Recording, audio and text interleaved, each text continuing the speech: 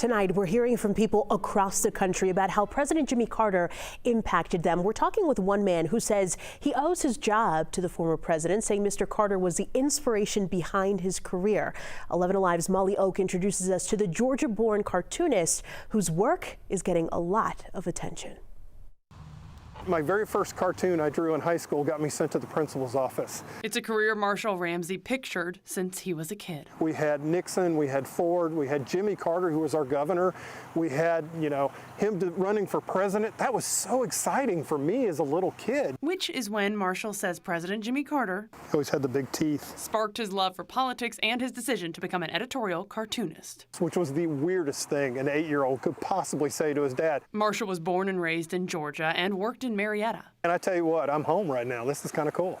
But it wasn't the job he had planned. This was my sketch. Or sketched out for himself. Ended up as a high school janitor because I couldn't find a job. The now editor-at-large and editorial cartoonist for Mississippi Today. His big smile like that. Still draws back to his Georgia roots. This time last year, while I was here in Woodstock, of course, Rosalind passed away. And so I ended up doing the cartoon of her from here as well. And like I did yesterday when I drew the cartoon here. When he learned about the former president's death, it was a love story for the ages. He knew what he had to illustrate. Every aspect of his life has been just for the record books.